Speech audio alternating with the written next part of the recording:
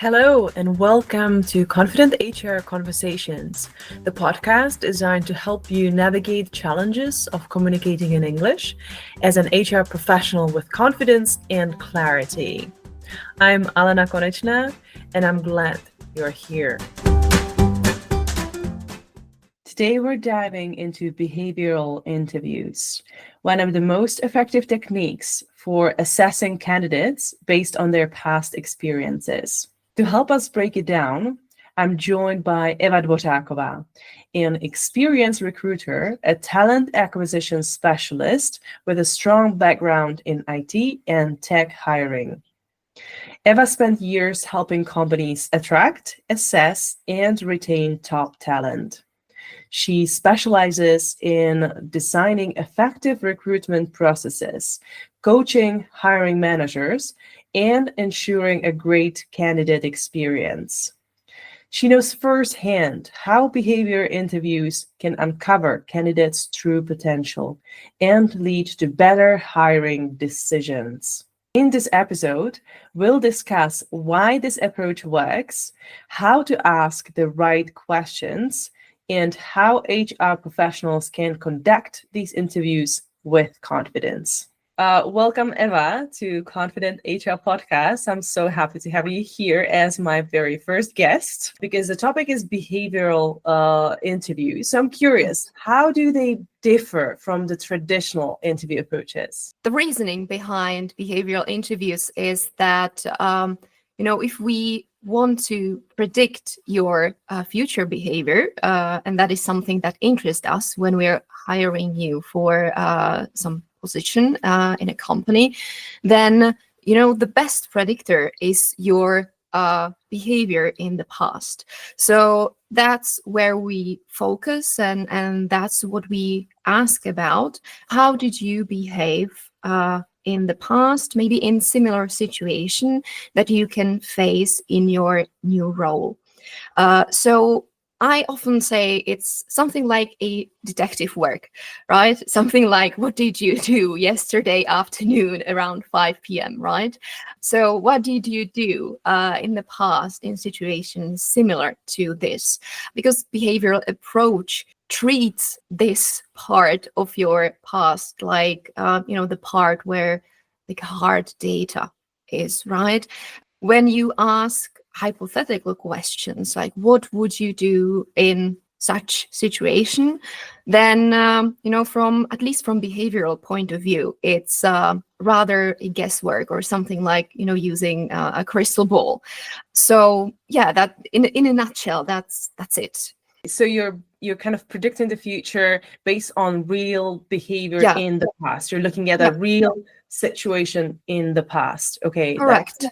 Because people very often tend to tell you in the best faith how will they react in certain situation, right? Like, I will go to my boss and I will tell him very confidently why I deserve this raise, right? And we see that very clearly in our mind, how confident we are in that situation and all, the arguments we're using. And then we kind of fail in that. Maybe we even don't go to that office, right? And we don't even, cover that topic during the next meeting with our boss because we will chicken out. We kind of, there's something that stop us. And we would have sweared like 1 hour before that this is what's going to happen, right? So that is the reason behind behavioral approach.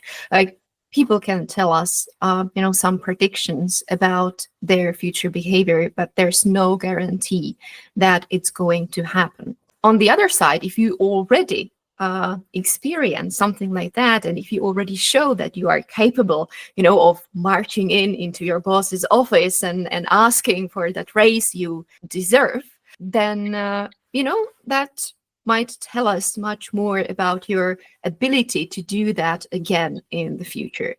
Okay, so that would be the main difference from, let's say, case studies where you really speak hypothetically by hypothetical situations and how Yeah. would I react. Right. Yeah, I mean, case studies, they too have their benefit. It's not like, behavioral approach is the best. It's an approach we have there, and we can use, and it has its benefits.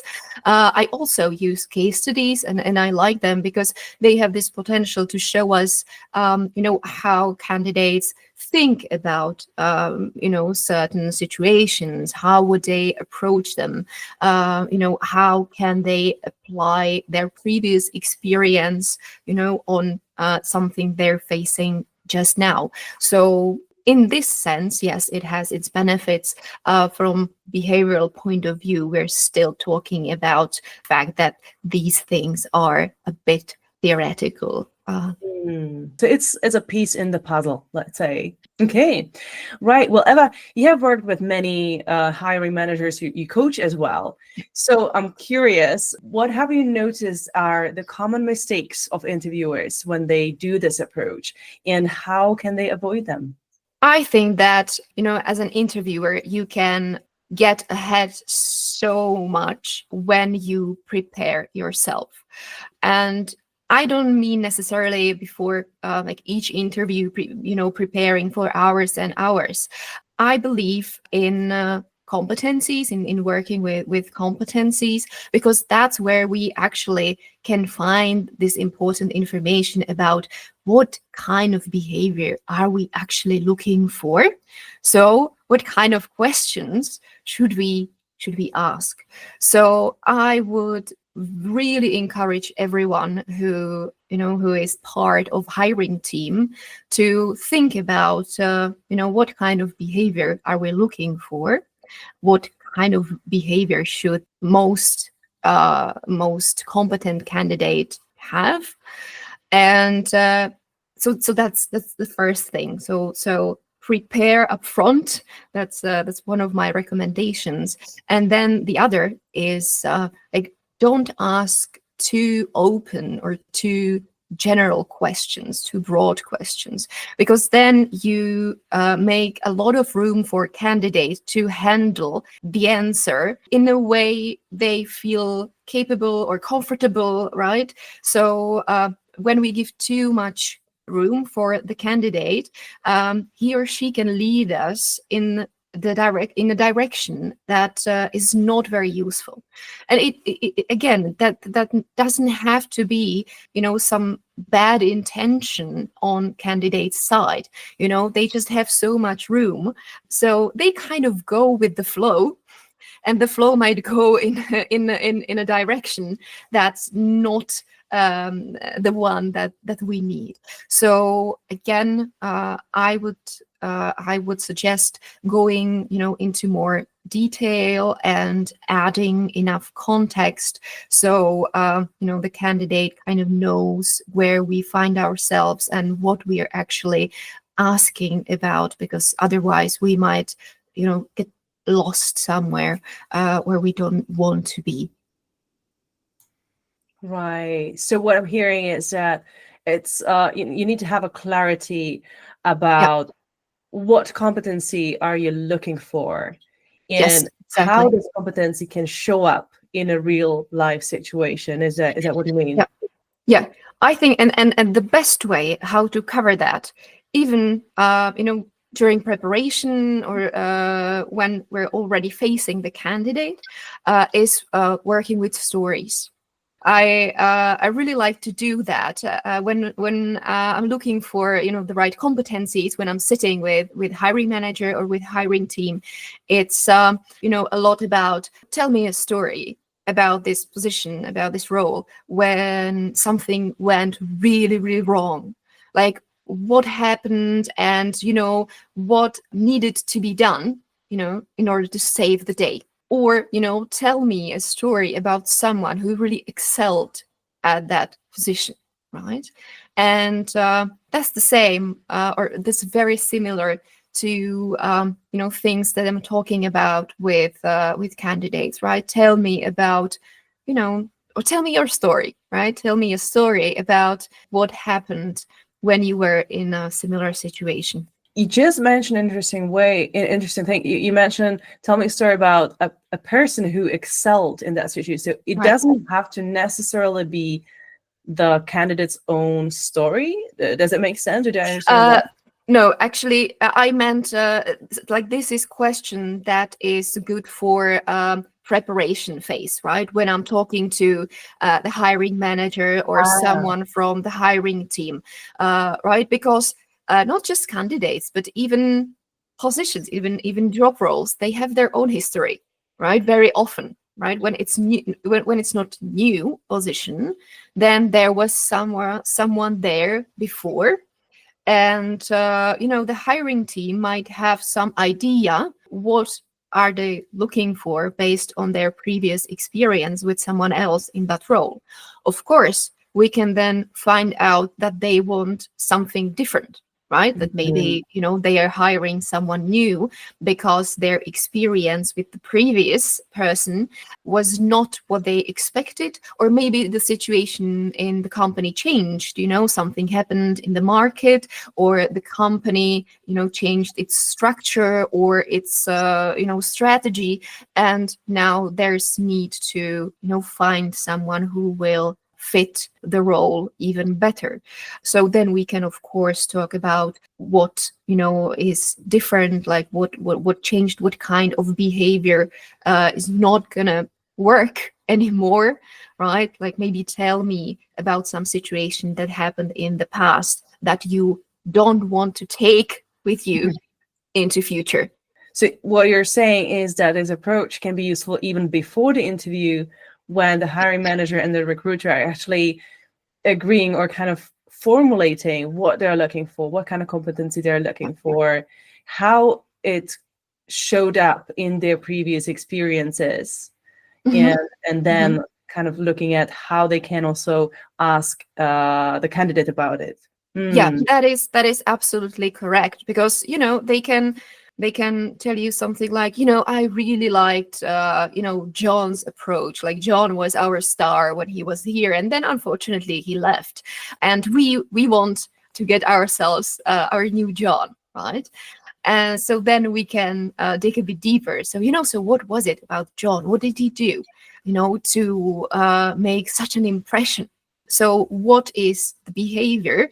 And I'm kind of, when this happens, then I'm kind of trying to extract the behavior and kind of get it away from the John persona, because there is of course because the new candidate or the new colleague, it's not going to be John. It's going to be someone who is maybe similar, but it's not the same. And extracting the behavior and kind of moving it outside of John is also a way how I'm trying to help the new colleague to kind of not be in the position when you're trying to fill someone else's shoes, right? It's also a good way how to prepare a good terrain for someone who is starting cooperation with a company after someone who really left his or her mark, especially in a very positive way, because then you will be measured against John, right? Consciously, unconsciously. This way is we're kind of finding a way how to measure the new person against the behavior that John was capable of, not directly against John. That's such an important thing, and it's very relevant. What you talk about, separating the persona, as you mentioned, with the behavior, and talking about real situations, not just impressions and emotions, which of course matter as well. But that's where maybe the bias can get in the way when we are trying to find a new John and there's just expectations. But redirecting it into to the behavior and competences make much more sense for the new person. Yeah, of course it has its flaws, but what I find is very useful about behavior is that it can be an antidote to labeling, right? And to stereotypes. We just have to keep it separate from specific persons or types of person groups of people, because as people, we are very, very well programmed to identify patterns, right? So, of course, it naturally leads us, to believe or to see that, certain people are connected to certain behavior, but we just need to ask to be sure. That's great. Thank you for the insight into what behavioral interviews are and what they can serve. We talk a little bit theoretically, but let's now look at how it can actually show up in real scenario. Or, well, it's a scenario, so it's a role play. But what we will do now is a very brief role play of candidate in a recruiter or a hiring manager. So I will be the candidate for a sales representative position. You are the interviewer. Who's going to ask me questions around the competence of resilience, mainly. And then we'll see how this developed. Right. So, well, Alana, thank you very much for agreeing to talk to me about some of your past experience. So, since you already had your skin in the game and you are experienced, I suppose that you already found yourself in a situation when you were communicating with an angry client. Is that correct? All right. Yeah, absolutely. There's been many cases like that. Of course, you always do your job as the best as you can, but mistakes happen. Yeah, it's part of the job. I totally understand. So, can you tell me about the last situation when that happened and you met an angry customer? Right. So the first one that popped into my mind was this situation with a client who called us, or called me personally, and he was extremely angry and frustrated because there was a system update and the system just failed completely, and his team didn't have access to key applications and whatnot. So he was really threatening me to cancel a subscription of our services, and he was very he was basically shouting at me, that asking for my manager, etc. It was very uncomfortable situation. Well, that sounds uncomfortable. Yeah. So what did you do? At first I was shocked, right? It's not a pleasant feeling. But then, because it's not been the first time something like that happened to me, I took a couple breaths. I listened to the client and asked him a couple more questions to understand the situation better. And it turned out that there's a temporary solution. So that's something that I implemented right away, and that gave me enough time to find actual solution together with my team. So luckily that there was a success. Yeah. Well, it's good. I'm glad to hear that you solved that situation eventually. So, can you tell me what you observed in that situation? What was the particular thing that you said or did that calmed the client down? Yeah. So one thing that really helped was when I actually named his emotion, because he was shouting. He told me that he's frustrated. So I kind of mirrored this back to him, saying like, yes, I completely understand you're frustrated. This is not an okay situation for your team, and I understand how difficult it is.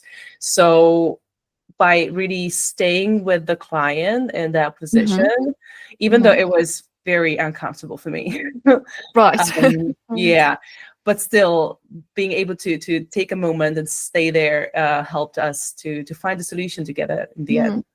Okay, that's really a great job, and so what I hear is also that you are able to calm yourself down, when you are in the midst of all of this, someone being really frustrated, angry, shouting at you. So what are some other techniques that you use and that you have experienced that work really well when you need to kind of decompress after a call like that? Okay, so yeah, after the call, what helped me, what was the support from the team, me and my manager. We had a very good relationship back then, so I was able to kind of have a brief one-on-one, just sharing, kind of venting a little bit. And yeah, so I wasn't alone in that situation afterwards, so that was great. All right. Cool. Well, I'm very glad to say that we too have a very supportive team here. So, in this case, I think that, this would be very helpful and supportive environment for you too. Okay, so thank you very much for sharing that piece of information and for sharing that story. And okay, so we can move on to the next topic. Okay, excellent. So that's the end of the scenario. Yeah, thank you for being such an amazing candidate.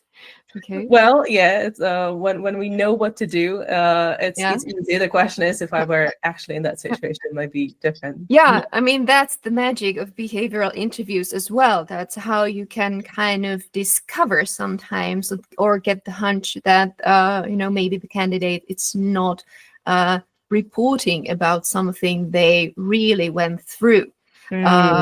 Because and that is also why I encourage my colleagues to kind of ask for details, because, well, that's where the devil lies, right? Like, that's how you can discover that there might be something off.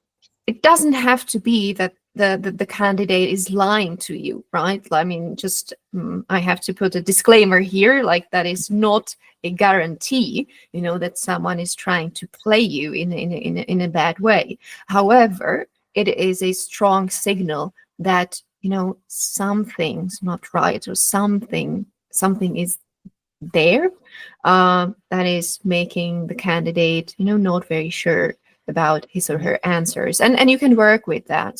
Right. So it's important not to stick with not to stay with just a first opening question about the situation, but to ask a couple of probing questions. Yes, exactly. Like the main question, of course, that is something that sets the scene, right? That's something that can influence very, very much where the conversation will lead, what will happen in the next minutes. So that is very important, and that is something we can prepare from. That is something we should prepare, even to ask the same or similar questions everyone during the hiring process, to keep it fair and to keep it balanced.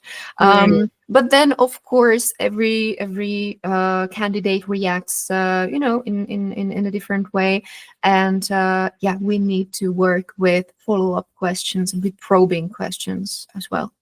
So just to kind of recap the questions that you asked, and I really like them, because as you mentioned before, right, you were asking about a real situation in the past, leading with, could you describe a situation? So kind of tell me a story about a situation, recent one, so that it doesn't have to be like long ago. And what you also asked was, what was the step? What were the steps that you took to solve the situation? That makes a lot of sense as well. I'm wondering if you've encountered some common mistakes that people do when they try to do these types of interviews, but something is off, or they're not really getting there. I would say that the common mistakes, I already mentioned that in my previous answers. Like, of course, there is this there's this thing of not getting like deep enough, right? Like being satisfied with staying on surface with very general answer. Even in this situation, right? You could have said, I just spoke to the client, and eventually he calmed down, and in the end it was a success. And on my side, then a mistake would be reaction like, okay, so thank you very much, so let's go to the next question, right? Like, okay, so we covered that, everything, there was a story with with some hiccups you actually solved, and all done, everything good, so now we can move on, right? But that's actually not what I'm interested in, right? The really like nourishing part of that interview is in the detail, right? So what exactly did you do? Like, what did you say to the client? Like, what was the particular magic you've used? Because, that's how I can make impression of that. That's how I can decide whether you are compatible with what we are looking for or not. Because there are also many ways how to successfully solve some situations, and some of them might be more compatible with the way how we do things in our company and what are our values or what are our processes or whatever. And some of them, might not be that compatible, and that could create not just, some errors in the future, but of course it could put us as a company or even you as a candidate in a very uncomfortable situation, right? When we would force you into, behaving in a way that's not natural to you, or in a way where your strength is not, so big. So yeah, that's what, when I need to know, that's why I need to dig a bit deeper. And when I don't do that, I'm kind of missing a big opportunity to learn very important things about yourself. And of course, also any arguments that I can use in discussions with the rest of hiring team, they can stay kind of empty. For example, when I want to support you, because you're my favorite candidate, I see you as someone who is the most compatible person with what we're looking for, then of course I'm going to be using some arguments for your support. Like, I think that she can solve stressful situation, or she can handle difficult clients very well. And the hiring manager can ask me, okay, so what makes you think that? And then if I don't dig deeper, it's just like, well, she told me so. Right? Like this, that I kind of stand there empty-handed with no real data I can provide to kind of build your case, right? But, based on what you already told me during this role play, I can say something like, she can really empathize. She's not afraid to kind of bring up the fact that the client is angry. She's able to be transparent in this way. So, and that works really well with the client, right? Because if you would have explained the client that he's not really that angry, like that situation is not that bad, then, it would have created some sort of mayhem, right? Because clients don't want to hear that. This is a red flag, right? For them. So yeah, I mean, you provided me with enough data I can use for your support, or to kind of illustrate why you are compatible in this area with what we're looking for, or why you are not compatible. Right? So that's very well put. So the story is just a context. It's just starting point to dig deeper into the process, about the way the candidate thinks about the situation, how they deal with the situation, what they've actually done. That makes a lot of sense. One thing that you asked me in this scenario as well was, so how do you handle the situation afterwards? I think it's great that it can be a starting point to see a little bit bigger context, right? So what the candidate, how the candidate fits culturally within the possible position. Yeah. Because, the discussion we might have had earlier, before we even started interviewing candidates, might be something like, this product that the person will be selling and supporting, right? It's a new product, and there are some errors. We have relatively high number of clients calling in and being angry and being frustrated. So there is a lot to handle for our customer care representatives, right? So we need someone who is capable of not just handling like one stressful situation in relatively long period of time, but we actually need someone who is able to kind of take this on daily basis. And of course, we might have some support system, but we actually need someone who will work with us and who will be able to support and maintain themselves on long term. That kind of asks for some, capability to know, what works for me. So how do I decompress? How do I take care of myself when I spend half a day being shouted at?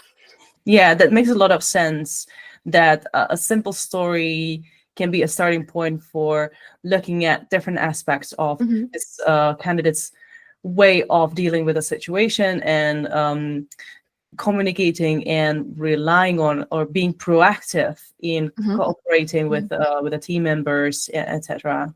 I'm wondering if you have any tips or advice for companies or HR professionals who maybe tried behavioral interviews in the past but would like to go a little bit deeper into it.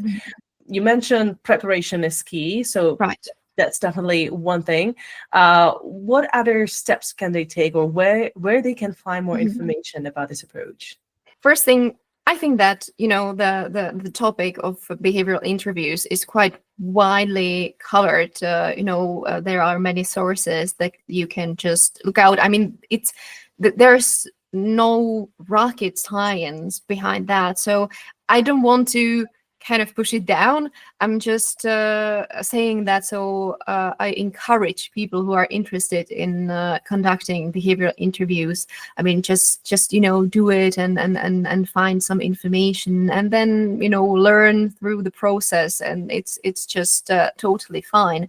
And you can find also support, of course. Here in the Czech Republic is a great organization, so HR. I cooperate with them. My topic is behavioral interviews. That is one thing. Then, of course, you can find many podcasts. Again, here in the Czech Republic, Nelidské zdroje, for example, is one of the podcasts. But there are, of course, some international podcast or podcast in English for recruiters. So you can, of course, gain even more information, not just about behavioral interviewing.